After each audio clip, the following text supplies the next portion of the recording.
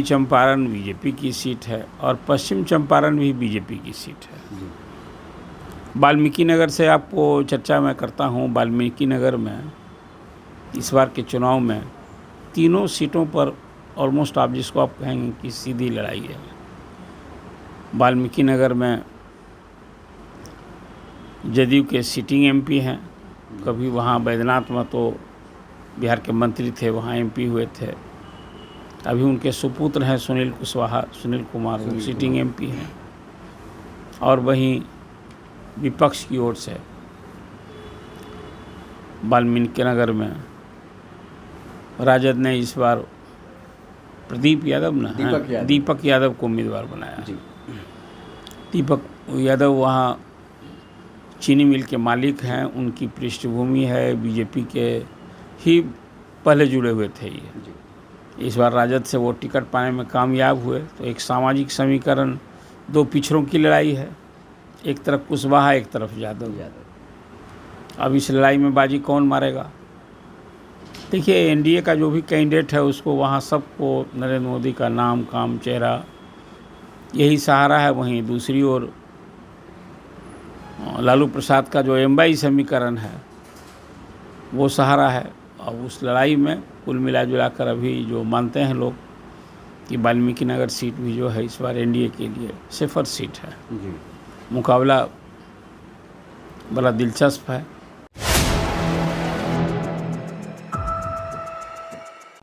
नमस्कार, स्वागत है आपका 4 PM में। मैं हूं आपके साथ विशाल।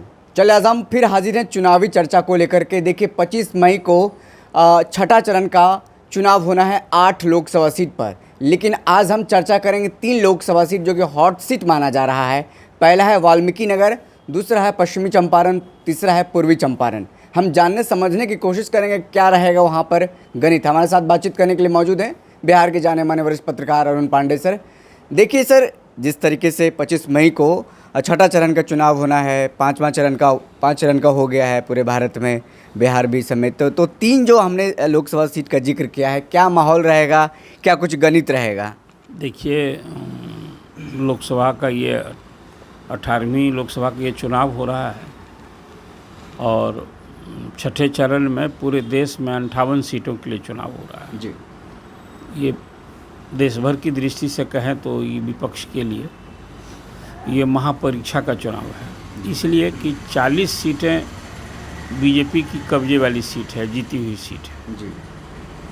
और शेष में फिर उसके सहयोगी दल जदयू, बिहार में लोजपा की भी सीटें हैं, कांग्रेस की कोई एक भी सीट नहीं है पूरे देश में।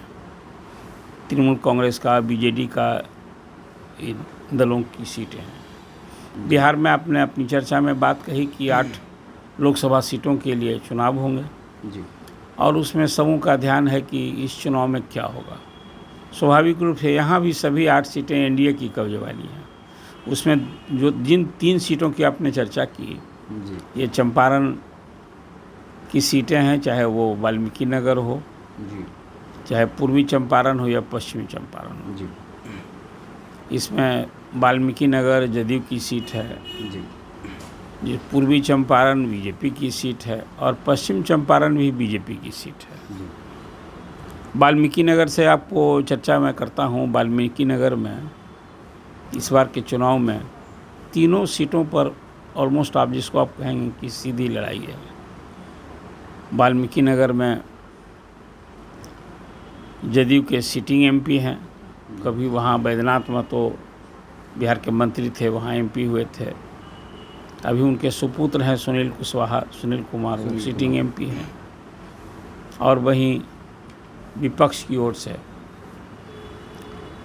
वाल्मीकि नगर में राजद ने इस बार दीपक यादव को उम्मीदवार बनाया। दीपक यादव वहाँ चीनी मिल के मालिक हैं, उनकी पृष्ठभूमि है, बीजेपी के ही पहले जुड़े हुए थे ये। इस बार राजद से वो टिकट पाने में कामयाब हुए, तो एक सामाजिक समीकरण, दो पिछड़ों की लड़ाई है। एक तरफ कुशवाहा, एक तरफ यादव। अब इस लड़ाई में बाजी कौन मारेगा?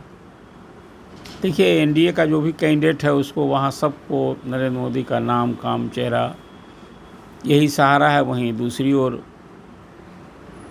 लालू प्रसाद का जो एमवाई समीकरण है वो सहारा है। और उस लड़ाई में कुल मिला जुला कर अभी जो मानते हैं लोग कि वाल्मीकि नगर सीट भी जो है इस बार एनडीए के लिए सेफर सीट है। जी मुकाबला बड़ा दिलचस्प है, इसलिए कि बीजेपी राजद ने जो उम्मीदवार बनाया है उसको बीजेपी की भी स्थानीय कार्यकर्ता है, इसलिए को मैंने आपसे कहा कि वो बीजेपी की पृष्ठभूमि वाले थे, बिल्कुल। तो उनका कहीं सहयोग समर्थन मिल रहा है।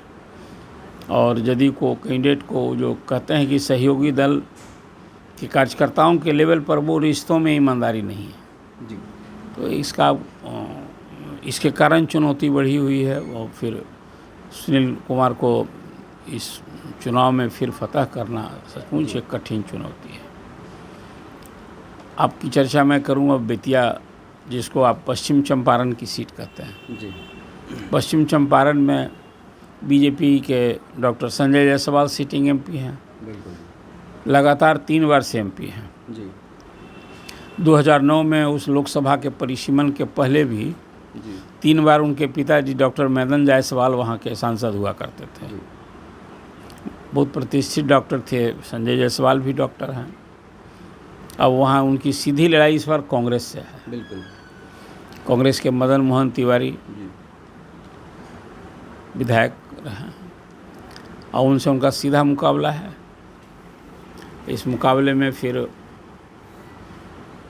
नरेंद्र मोदी का नाम काम चेहरा, तो जिसको आप कहें कि चुनाव पूरे देश भर में ही हो रहा है, जी नरेंद्र मोदी के नाम पर 400 के पार, फिर जी मोदी सरकार यही नारे से लड़ रही है और ये लक्ष्य है। जी तो इस बार वहाँ भी इस सीधी लड़ाई में बात सही है कि पहली बार कांग्रेस वहाँ लंबे अंतराल के बाद 6 लोकसभा चुनाव में तो लगातार बीजेपी के 2 ही पिता और पुत्र ही रहे हैं। तो इस पर कांग्रेस वहाँ लड़ रही है, लड़ाई सीधी है, लेकिन उसको भी बीजेपी की दृष्टि से यदि आप कहेंगे तो बीजेपी वाले लोग इसको वहाँ के लिए सेफर सीट मानते हैं। जी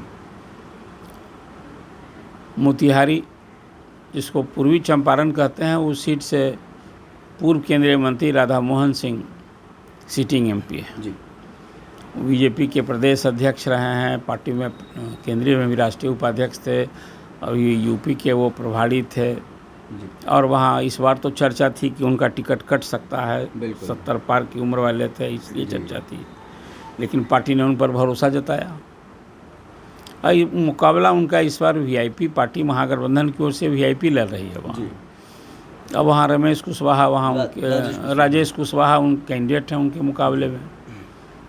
अब उस इलाका का जो देखिए मोतिहारी सीट को लेकर जो लोग मानते हैं कि आस पड़ोस की जो कंस्टिट्यूंसी है ना, जी कुशवाहा जाति की आबादी के हिसाब से वो मैटर करता है। जी तो जैसा मैंने आपसे बताया कि वहाँ इस बार राजेश कुशवाहा उम्मीदवार हैं, तो लड़ाई तो सीधी है। जी जहाँ राजद का एमवाई समीकरण है, जी यादव मुस्लिम, जी और उसमें भी कुशवाहा जुट जाए जी तो लड़ाई तो राधा मोहन सिंह के लिए कड़ी लड़ाई हो जाएगी। जी लेकिन फिर भरोसा है, कुछ काम भी किया उन्होंने। वहाँ केंद्रीय विश्वविद्यालय बना, महात्मा गांधी कृषि विश्वविद्यालय बना, जी कृषि मंत्री के रूप में जो उनकी बिहार के लिए जो कुछ उन्होंने किया है, आपको याद होगा पूसा एग्रीकल्चर यूनिवर्सिटी भी केंद्रीय विश्वविद्यालय बना था। जी तो अपने काम की बदौलत और फिर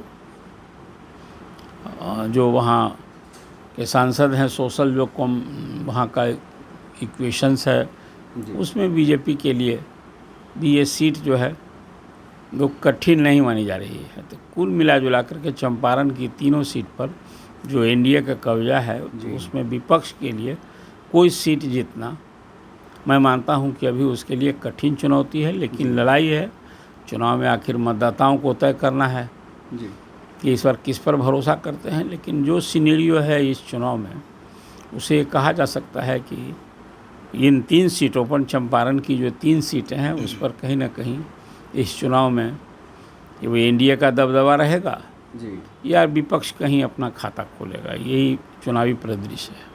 चलिए, एनडीए का दबदबा रहेगा या विपक्ष का खाता खुलेगा? विपक्ष के पास खोने के लिए कुछ नहीं है, लेकिन सत्ता पक्ष के पास खोने के लिए है। ऐसे में हम बात कर रहे थे 3 लोकसभा सीट की, पूर्वी चंपारण, पश्चिमी चंपारण और वाल्मीकि नगर।